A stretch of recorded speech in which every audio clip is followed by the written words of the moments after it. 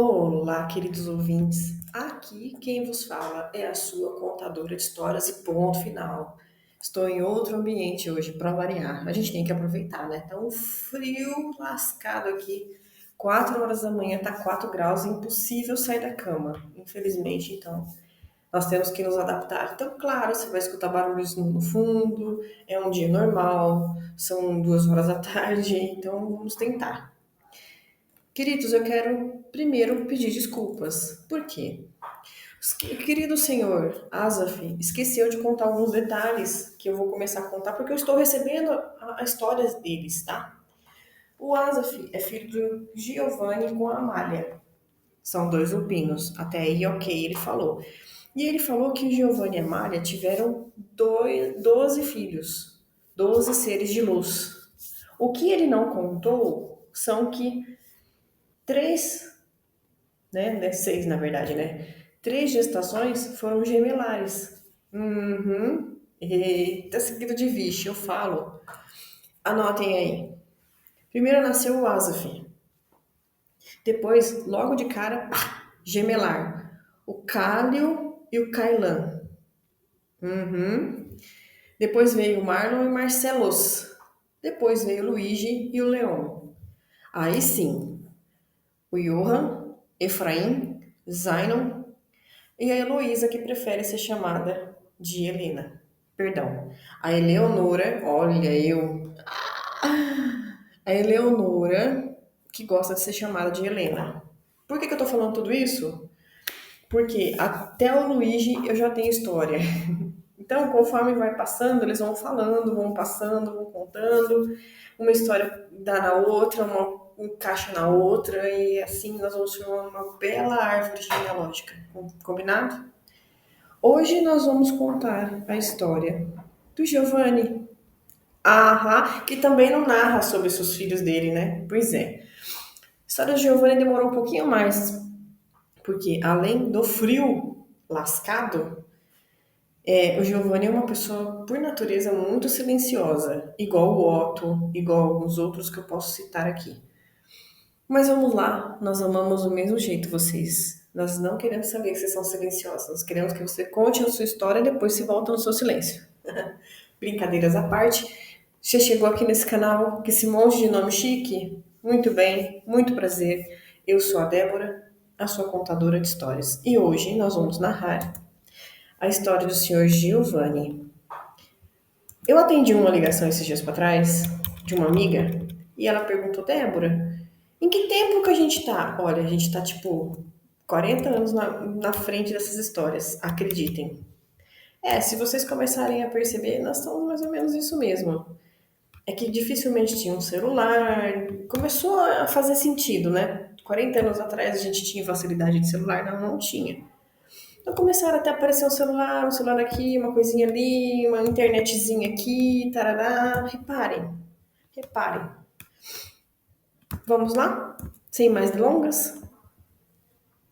Por favor, sentem-se confortavelmente em seus sofás, em suas poltronas, fiquem à vontade, descansem, usem fone de ouvido, porque o teor de pimenta aqui é máximo.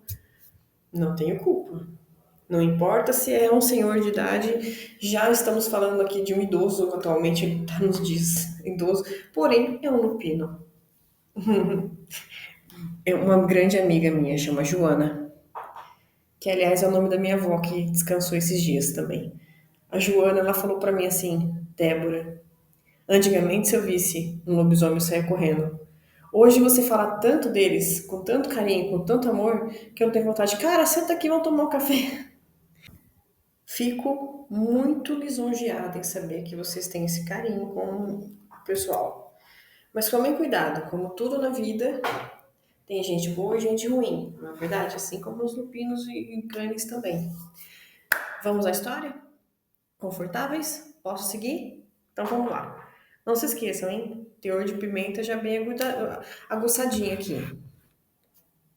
A Cartomante e o Lobisomem, capítulo 69. Giovanni. Giovanni. A chuva caía torrencialmente na cidade de BH. Olhando pelaquela janela, eu vi as pessoas correndo da chuva como se fosse ácido, como se as pessoas fossem de açúcar. Me lembrei, quando eu era mais novo, em Milão, na região da Lombardia, na Itália, eu aproveitava ao máximo a chuva, inclusive ficando horas debaixo dela. Eu ficava debaixo da chuva por muito tempo, enquanto a minha mão enrugava. Enquanto não enrugava as mãos, eu não saía dali. São momentos que não voltam mais. São memórias vivas na alma jovem, escondida no corpo de um senhor. Tinha saudade da minha Milão, do cheiro de massa fresca, massa fermentação natural, dos campos de jasmim, de alfazema, do molho de tomate, que demorava horas no fogo apurando, do tiramisu. Devido aos ataques da Discovery, a minha grande família e eu nos mudamos de país em país até encontrarmos um alemão e nos trazer até aqui. Um abraço para o meu grande amigo Ed Álvares, que nos tirou de um lugar de guerra e nos colocou aqui nesse país lindo, nos dando uma pátria. E nós naturalizamos no Brasil. Eu tinha 12 anos nessa época. Aprender a viver em outro país, com outras pessoas, em outra cultura e ainda mais difícil, em outra língua. A sorte é que o brasileiro, o português, ele vem do latim junto com a minha língua. Tive dificuldade sim, mas não foi tanto. Imagino o ERD, que vem da Alemanha, de uma língua anglo-saxônica e vem atualizar aqui no Brasil. Estou acompanhando aqui as pessoas contarem as suas devidas histórias. Acho muito bonito, acho incrível quando as pessoas contam alguma coisa importante que passaram na vida. Só que nem todos contam sobre a licantropia em si. Então eu acho que vocês deveriam saber algumas coisas. Por exemplo, eu tinha 14 anos quando me transformei pela primeira vez. E foi uma sensação incrível. Sabia que o corpo mudava na licantropia, né? Simplesmente mudou. Sem cheiro, sem ossos quebrados, sem dor, sem odor, sem incomodar, sem nada de extraordinário, como diz os filmes de Hollywood. Simplesmente senti uma vontade de gritar. E quando eu gritei, saiu um uivo imenso. E em segundos outros uivos responderam ao meu, aparecendo então os meus companheiros. Parecia que nascemos já sabendo como serem lobos. Parecia que eu já sabia como correr em quatro patas. Incrível, né? Parecia que já nascemos lobos, só aprendemos a ser humanos. Já se imaginaram correndo com as mãos e as pernas? Pois é, parece que a gente já sabia fazer isso. Caminhava de quatro patas é bem diferente de duas pernas. A dinâmica é outra. Eu quero dizer que, reparem um cachorro e um gato. São quatro tempos diferentes que se movimentam numa incrível dinâmica. E não foi difícil aprender. Depois de alguns meses que eu já me transformei em lobo, eu reparei numa linda lobinha. O nome é Malha. E eu tive um imprint. Nos casamos em alguns anos, porque eu tinha quase 15 anos, né? Ninguém ia deixar a gente se casar. E ela era um pouco mais velha que eu. Nos casamos quando eu tinha 20 anos e eu tinha cursado a minha faculdade, já estava trabalhando, consegui comprar um imóvel e logo, de cara, veio Asaf. Depois vieram os gêmeos, Cálio e Kailan. Logo em seguida, Marlon, Marcelos. E eu precisava trabalhar mais, afinal de contas já eram cinco. e não paramos. Luiz de Leon, Johan, Efraim, Zainon e nossa querida Eleonora, que vocês conhecem como Helena. Vamos aos detalhes.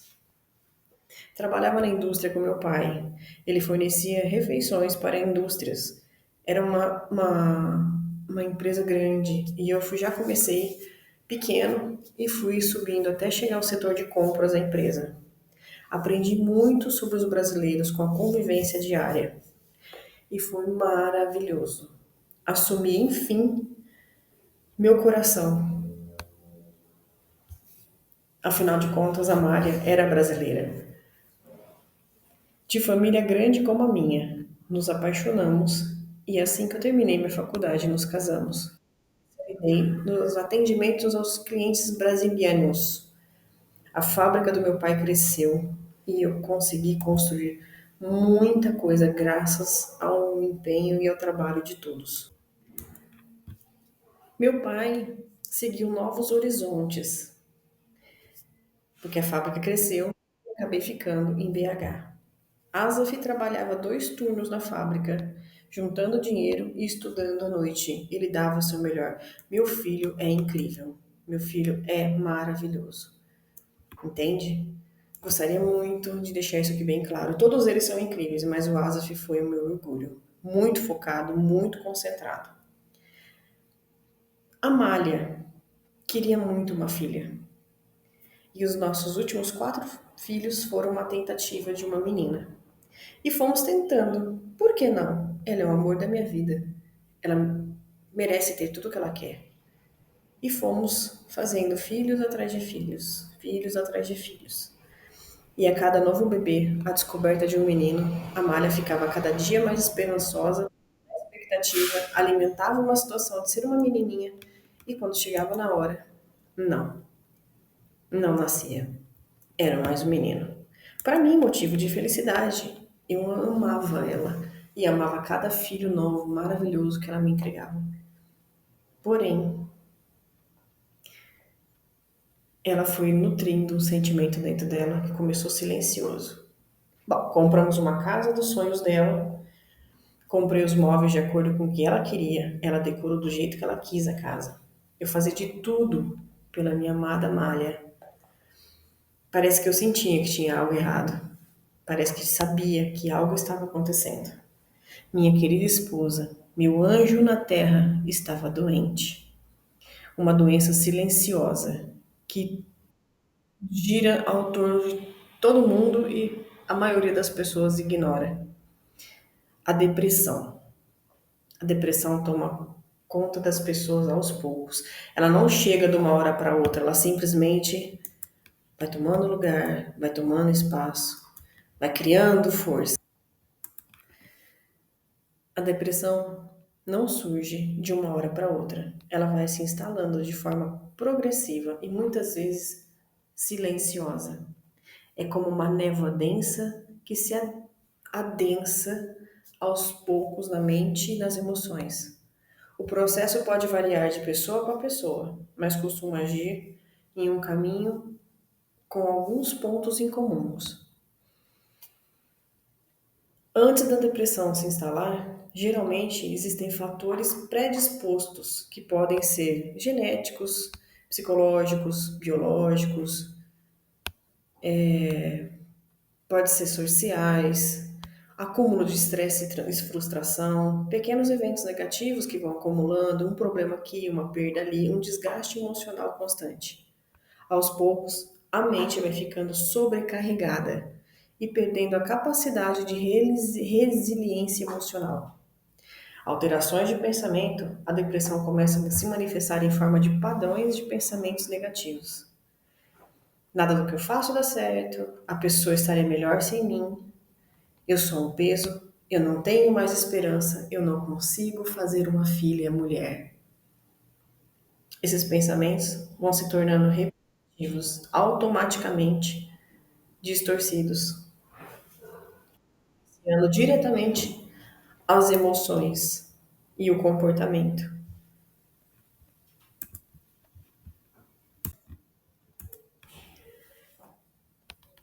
A queda de energia e motivação, aos poucos a pessoa perde o interesse por coisas que antes gostava, sente cansaço, desânimo e passa a procrastinar ou abandonar compromissos, o que gera culpa, reforçando ainda mais os pensamentos negativos. A Malha passou a não cuidar mais do que ela adorava antes. Passou a não cuidar mais da roupa, da casa, não dava mais atenção nos filhos. Isolamento e apatia. A mente começa a criar um ciclo de retraimento. A pessoa se isola, se cala, evita contato social, dorme demais ou de menos, come mais ou menos. O mundo externo perde o brilho e fica escuro. O interno fica escuro. Sintomas físicos e emocionais se intensificam. É comum ela sentir tristeza profunda ou constante, angústia sem motivo claro, irritabilidade, falta de prazer em tudo, dores físicas sem causa médica, pensamentos sobre morte em casos mais graves. A depressão se instala lentamente como um vazio emocional que vai tomando espaço, alimentando por pensamentos negativos, desgaste físico e emocional e por uma visão distorcida da realidade em si. Jamais deixamos de amá-la, jamais deixamos de dar atenção devida a ela, jamais a abandonamos. Mas o tratamento, a psicoterapia, a medicação, mudanças de estilo de vida, apoio social e autoconhecimento podem ajudar no processo de cura. Porém, ela precisa querer. Reconhecer algo que não está bem é o primeiro passo. Você percebeu que tem alguma coisa errada com você ou alguém perto de você? Corra, porque isso é fundamental. A depressão gosta do silêncio e da negação. Imagina, eu não estou em depressão, ela falava. E estava. Nós vimos, a olhos nus, a nossa querida definhar.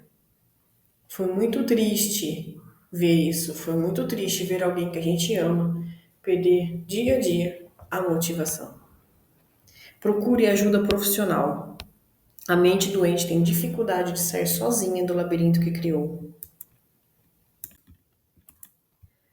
Psicólogos ajudam a entender os gatilhos, mudanças de padrões de pensamento e resgatar a autoestima. Os psiquiatras podem indicar medicamentos, se necessário, para estabilizar o humor e aliviar os sintomas. Não é fraqueza procurar ajuda, é sabedoria.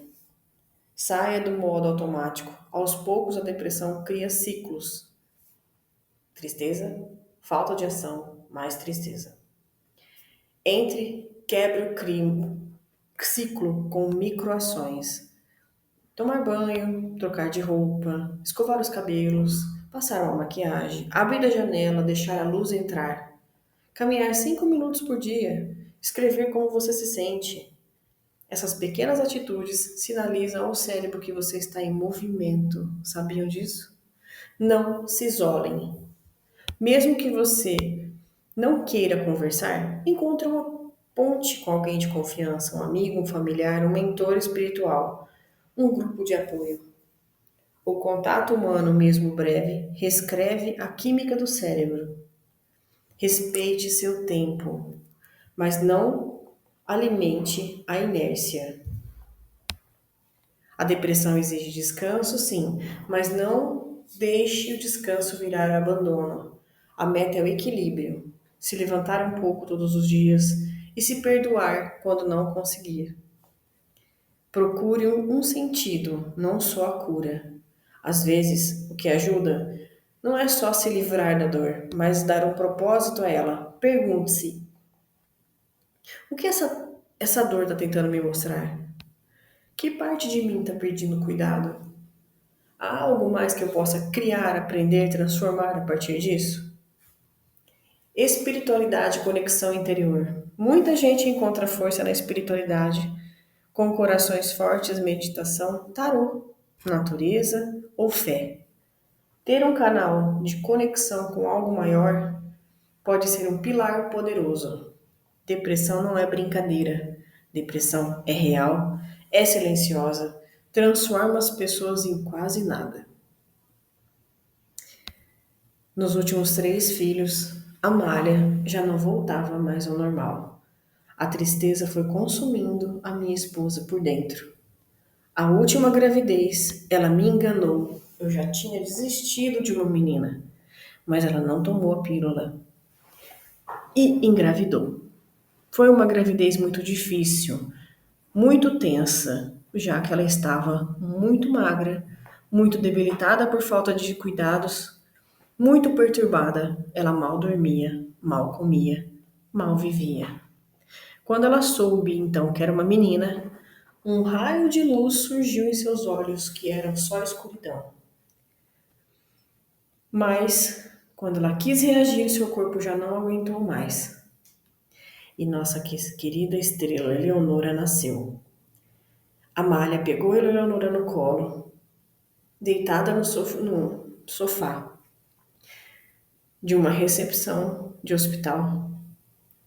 Sorriu, chorou e minutos depois perdeu a consciência. E não voltou mais.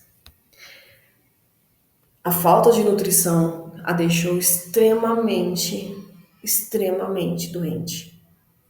O tanto de sangue que ela perdeu literalmente levou a vida. Ela deu a vida à nossa filha e a filha e o ato em si levou a nossa malha. A grande casa passou a ser a memória viva de minha esposa. E a depressão estava começando a atacar os nossos filhos e a mim. Nos mudamos, já que alguns filhos já moravam sozinhos. Apenas 8 filhos estavam comigo. Então mudamos para um apartamento grande e alugamos a nossa casa. Saí da fábrica do meu pai e fui trabalhar com Asaf. Parei de exigir deles casamento. Parei de incentivá-los a terem alguém. Comecei a incentivá-los a serem solteiros, justamente para que eles não passassem pela dor que eu estava passando. Passaram-se anos. Anos. Helena já era uma moça e eu estava sozinho. Eu não queria que outra mulher entrasse em depressão porque eu achava que eu era a causa da depressão. Afinal de contas, eu dava tudo para minha esposa e mesmo assim ela caiu em depressão. E eu não consegui fazer nada por ela. Difícil explicar isso para vocês. Tomara que vocês não tenham nunca passado por isso na vida, mas eu passei. Perder alguém que eu amo não foi fácil. Perder alguém que eu respeito não foi fácil. Alguns anos mais tarde, Asaf já tinha uma grande fábrica e uma, inclusive, exportadora. Asaf contratou uma moça e se apaixonou perdidamente por uma de suas funcionárias. E o meu coração se fechou. Primeiro porque era uma cigana. Nada contra ciganas, por favor, vejam. Nós somos lupinos. E eu queria que os meus filhos não tivessem que passar pelo que eu passei. Eu via nitidamente os olhos de Asaf brilhando pela moça e, para piorar, tinha Theo no meio. Fiquei muito tenso com isso.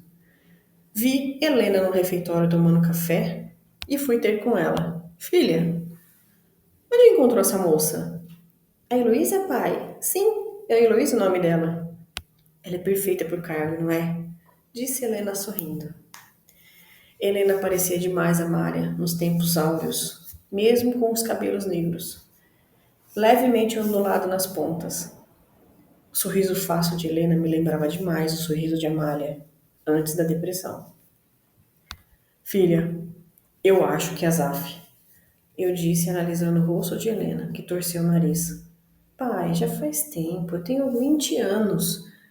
Você está colocando 20 anos numa redoma de vidro. 2 irmãos meus já deveriam ter casado, você sabe. Não fizeram porque você os torturava. Ficaram paranoicos. Pai, poxa, disse a minha filha me abraçando. Realmente, eu estava Tava na hora de todos casarem, inclusive minha pequena, que só tinha 18 anos e não 20, como ela disse. Faziam 18 anos que eu estava sozinha. Fazia até um pouco mais, se você for pensar. A depressão levou a minha mulher, ainda em vida. Realmente eu infernizava a vida dos meus filhos.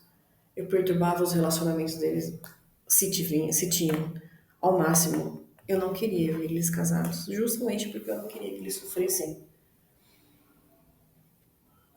A dor de perder a minha grande esposa, o meu grande amor da minha vida, era demais. Porém, ouvir isso da minha própria filha doeu.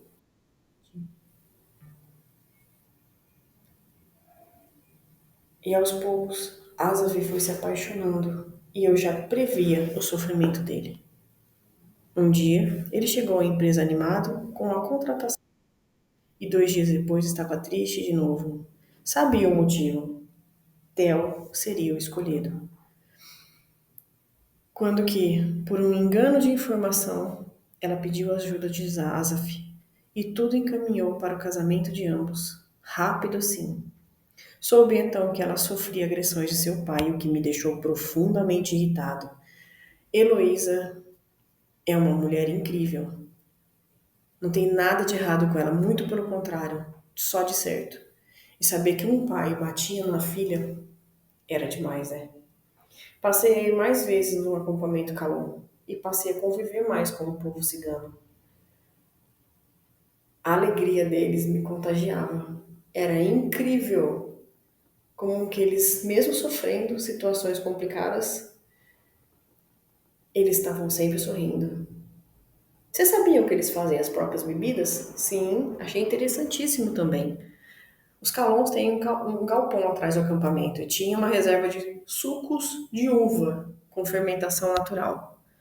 E no casamento de um dos primos, eu fui convidado e eu experimentei a tal bebida. Imaginem o que aconteceu.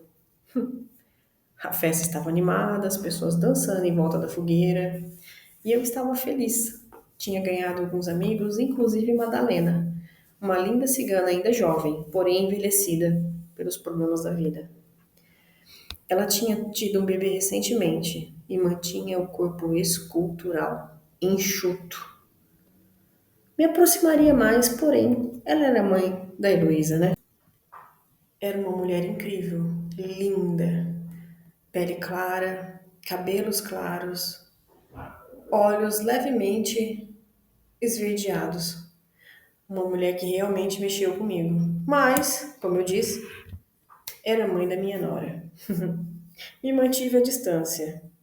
Já ia embora quando levantei da cadeira e eu estava tonto. O mudo rodou. Como eu não tinha experiência em bebidas, eu recostei na árvore. Vi Madalena vindo ao meu encontro, quando meus filhos riram de mim. Por favor, não pensem mal deles, tá? A gente tira muito sarro um do outro, é normal. Madalena então disse: Você está bem, senhor Giovanni? Se eu estivesse melhor, eu a beijaria, eu respondi. E confesso que eu não era esse tipo de pessoa. Não era esse tipo de coisa que eu gostaria de dizer. Vi ela sorrindo envergonhada, me pegando pelo braço. Venha, vamos nos sentar, ela disse. Com a ajuda daquela mulher pequena, delicada, eu fui caminhando para mais próximo a uma tenda. Ela me conduziu a um espaço reservado e disse: Fique aqui, avise os seus filhos que você dormirá conosco essa noite. Ela disse já saindo, quando num movimento rápido, como o predador que eu sou,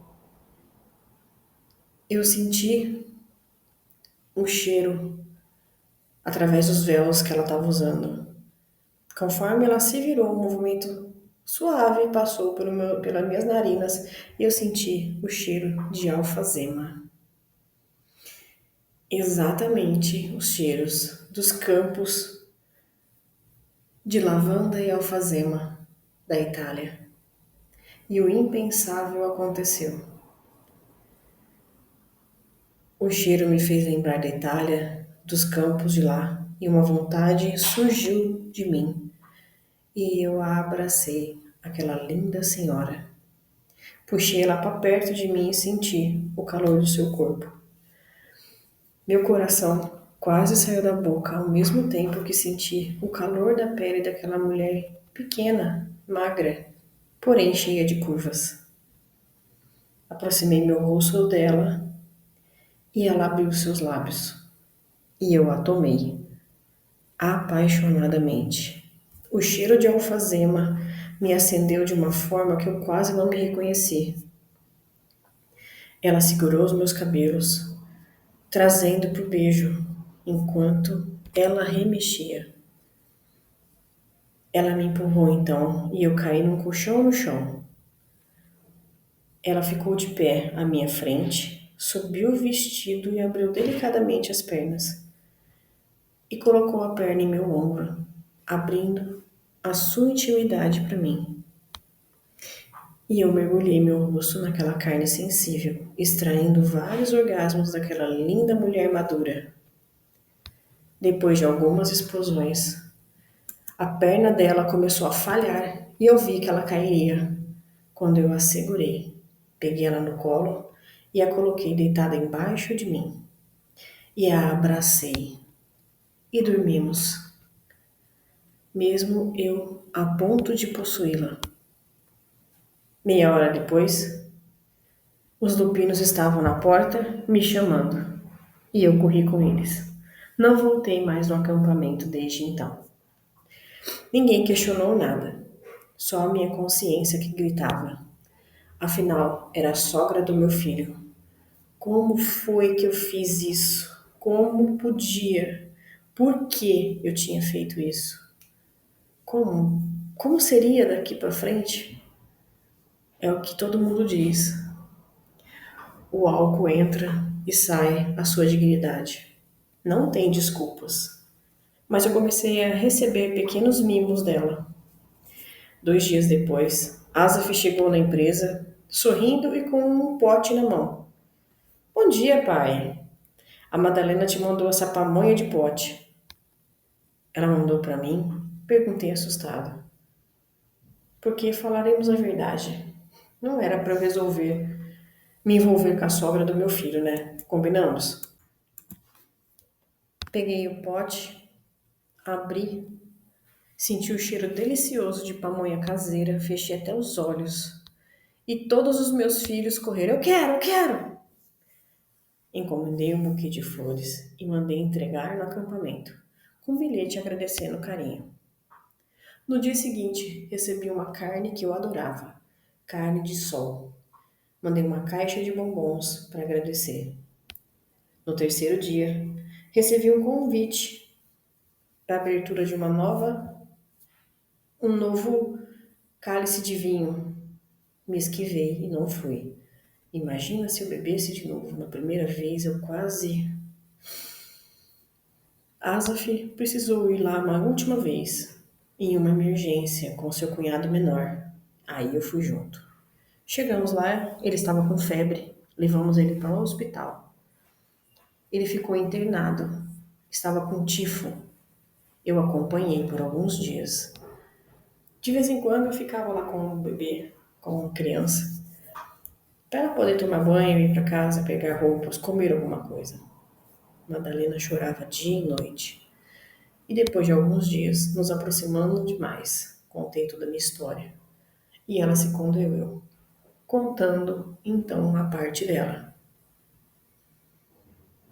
Me casei com meu marido quando éramos pequenos, ela disse.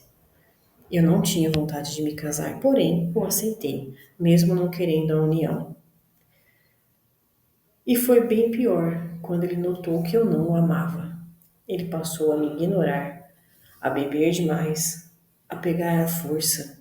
E então vieram os meus filhos, um seguido do outro. Ela parou por um segundo, respirou fundo e disse: Os meus filhos são bênçãos na minha vida. Eu vivo, eu respiro por eles. Mas amor não senti pelo meu marido. Amor eu tinha pelos meus filhos, até conhecer o Senhor. Ela disse e eu sorri. Ela estava sendo apenas gentil, eu pensei. Mas o Senhor ainda ama sua esposa. Ela completou: sim, eu vou amar ela para sempre. Mas eu gosto de você. Por que o senhor não vai mais no acampamento? Ela perguntou. Senhora, eu invadi a sua privacidade, sua intimidade. Como pode a senhora me convidar? Eu abri a minha intimidade para o senhor. Foi a primeira vez que alguém beijou a minha intimidade. Ela disse e meu corpo se acendeu de novo. Me aproximei dela baixinho. Sua sorte é que estamos no hospital. Senão eu faria de novo e faria bem pior. Ela ficou vermelha, se levantou, pegou o meu braço e me levou até uma sala separada. Era noite, o hospital estava vazio e a sala estava escura. Assim que entramos, eu senti que era uma sala com produtos de limpeza. Ela me puxou e fechou a porta. Me ajoelhei e ela mais uma vez levantou a saia e ofereceu para mim a sua intimidade. E eu a suguei, enquanto ela segurava em mim. E foram mais algumas explosões quando ela pediu: pare, senão não vou conseguir andar. Eu sorri, levantei e foi ela quem se ajoelhou. Abriu a minha calça, arregalou os olhos quando viu a minha ereção. Deixei ela se divertir antes de dizer como eu gostava, já que ela nitidamente não tinha experiência com isso. Fazia tanto tempo que eu não tinha alguém na minha intimidade que não demorou para eu explodir, e ela ficou atrapalhada quando isso aconteceu. A ergui delicadamente pelo braço e a peguei no colo, penetrando ela com força, enquanto ela gemia de prazer. E nossa primeira experiência foi numa sala de produtos de limpeza, dentro do hospital. Quando explodimos, ela estava mole, mal ficava em pé. E eu estava de pé, inteiro. Aguentaria mais algumas vezes. Mas compreendi que não era a hora. Antes de sairmos da sala, ela me disse: nós somos um casal? Você quer ser um casal comigo? Sim, disse ela me beijando nos lábios. Não vou cobrar nada, não se preocupe. Ela disse. Passamos a estar juntos, bem juntos. Andávamos de mãos dadas. Os filhos de ambos ficaram extasiados. Os dela, pelo modo com que eu a tratava, como uma rainha. Os meus, porque eu estava há muito tempo sozinha. E ela me fazia feliz. O pequeno saiu do hospital e foi para casa. Deixei ela uns dias sozinha para organizar tudo na casa dela. Mas ela não saiu da minha cabeça nem um segundo. Estava feliz com ela e a fazia feliz também. Depois de 2 semanas, eu senti, antes mesmo de falar com ela, Madalena estava grávida. Um lupino estava na barriga dela. Ela estava grávida de um lupino. Fiquei angustiado, afinal, a última criança minha que nasceu tirou a minha esposa. Mas procurei me acalmar. Ela soube dos outros antes de fazer o teste. Pedi ela em casamento e pedi que ela se mudasse para o meu apartamento. A minha intenção era unicamente cuidar de ambos. Acompanhei a gestação ao máximo. Estava com medo de perder minha esposa novamente e o meu filho. Passei noites sem dormir, acompanhando o conturbado sono da minha esposa. 2 últimos meses foram infindáveis. Faltando 15 dias para a data prevista para o nascimento do nosso bebê, Madalena começou a sentir fortes dores que foram aumentando. Liguei para o médico e seguimos para o hospital. Foram quase 14 horas de trabalho de parto. Infindáveis gritos da minha querida, amada Madalena. 1000 pensamentos surgiram em minha mente. Deus, não pode ser verdade que eu possa perder novamente a minha esposa. Não perderei a minha esposa, não perderei a minha família. Orei para Deus como há muito não orava. Pensei em 1000 coisas para prometer para Deus. Quando ouvimos um silêncio e meu coração entrou em desespero. Porém, um chorinho fraco de criança foi ouvido e a porta do quarto se abriu. E o médico sorriu e me chamou. Venha, Giovanni, conhecer a sua filha. Entrei na sala e vi Madalena com uma linda bebê nos braços. Branquinha, feito leite, igual a mãe. Meus olhos fitaram na pequena semente de um amor novo em minha vida. Ao me aproximar, Madalena me mostrou ela. Essa é Naira, disse a minha linda Madalena, com os olhos brilhantes. Eu queria ambas bem, vivas, felizes e saudáveis, e de preferência junto de mim. Eu estava feliz com tudo que Deus me proporcionou e daria valor a tudo que me era oferecido. Respondi a ela: Naira, minha linda, venha conhecer o papai. A pequena menininha estava dormindo. Eu passei a observar Madalena, que estava cansada, muito exausta pelas seguidas horas de trabalho de parto. Mas mesmo assim, ela estava radiante. Estava mais linda do que nunca. Pode pegar um copo d'água, por favor? Disse ela.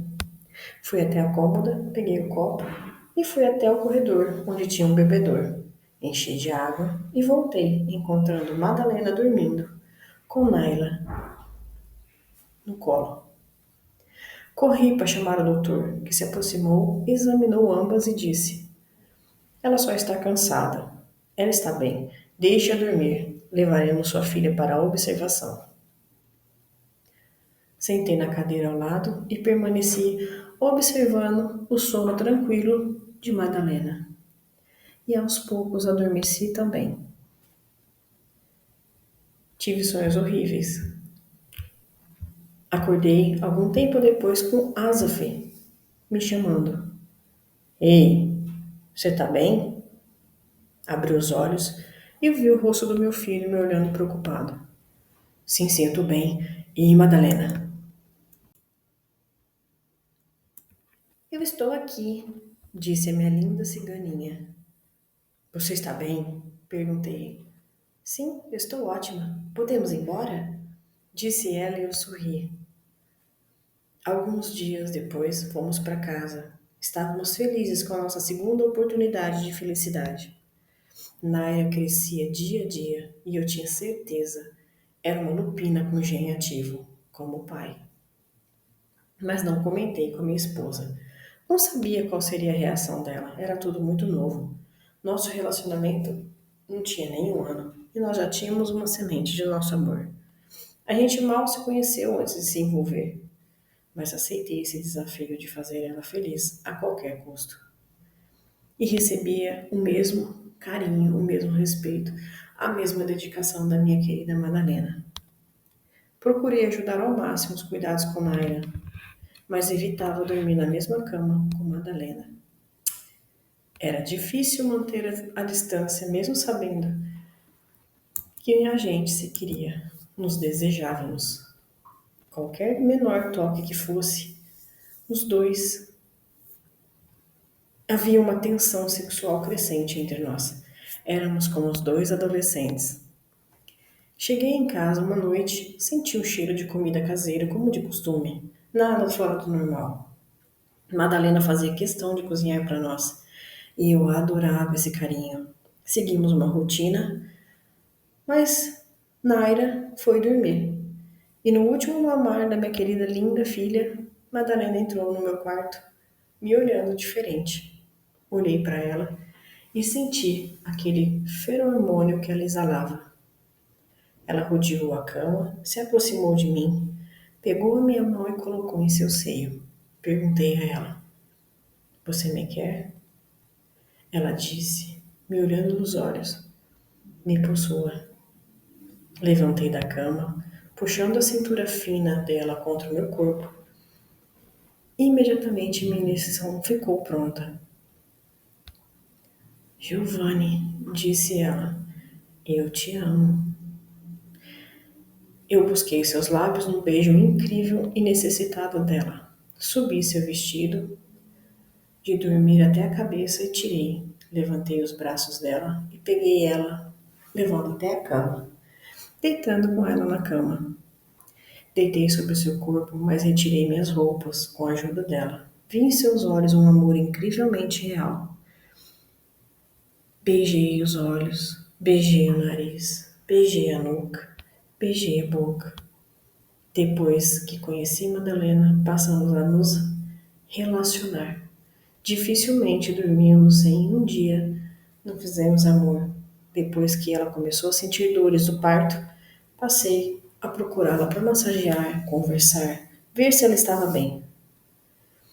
Agora ela estava ali, com o corpo impecável, mesmo depois do parto, e me querendo. Fazia quase 2 meses que não tínhamos nada. Eu precisava estar calmo. Precisava me concentrar, mas sentia que era um adolescente. Tomei um seio e ela gemeu. Seu corpo relaxa e eu esfrego em círculos nela. Tomei o segundo e massageio o primeiro com as mãos. Ela dá um gritinho e vai aumentando. Não recuo. Ela ergue os quadris, encaixando sozinha a ereção em sua abertura. Ela tinha pressa. Ela tinha necessidade.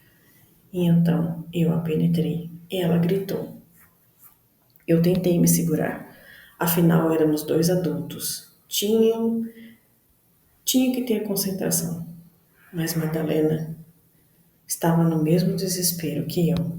Mas alguns movimentos eu não seguraria por muito tempo. Com minha mão, massageava a carne enquanto a penetrava. Meu amor, eu disse, não vou conseguir segurar muito tempo. Disse a ela e vi a decepção em seus olhos. Porém, retirei meu membro e explodi sobre sua barriga. Antes de limpar, eu desci até seu sexo, que estava segundo antes, e mergulhei em sua carne sensível, enquanto Madalena se remexia na cama. Ela gostava desse carinho. Dizia ela. Não parei, estimulando, mordendo e sugando, mexendo aqui e ali, quando senti uma explosão. E mais uma. E não parei. Quando Madalena estava chorando, subi em seu corpo. Você está bem? Perguntei. Eu preciso de 2 segundos, ela disse. O que foi? Perguntei, já desesperado. Eu amo você, ela disse, e eu respondi. Eu também te amo. E eu a penetrei, me enterrando com tudo. Eu estava ao delírio enquanto a penetrava sem parar, já desesperado, enquanto ela gritava de prazer, sentindo seus músculos internos se fechando ao meu redor. Ela perguntou: Você vai gozar? Eu confirmei. Eu também, ela disse, e nem precisava dizer. Eu senti os músculos dela se fecharem ao meu redor. Quando olhei para ela, meio zonzo, esperando que ela fosse real. Ela passou a mão nos meus cabelos e um chorinho de criança se fez no quarto ao lado. Ela sorriu, me beijou, levantou, procurou alguma roupa e foi atender Naira. Fui até elas, olhando para ambas. Eu queria olhar mais para elas. Afinal de contas, Deus tinha me dado uma segunda chance. Eram parte da minha família. Eram o centro do meu universo. E essa foi a minha história, até aqui. Obrigada por terem me ouvido. Meu Deus, nós que agradecemos vocês de ter contado, concorda? Quem concorda dá um up. Gente, eu preciso muito que vocês comentem, que vocês curtem, compartilhem esse vídeo para chegar ao máximo de pessoas possíveis. Tem elementos de linguagem nesse vídeo que precisa chegar como uma mensagem codificada, combinado? Ó, beijão para vocês e até a próxima, viu?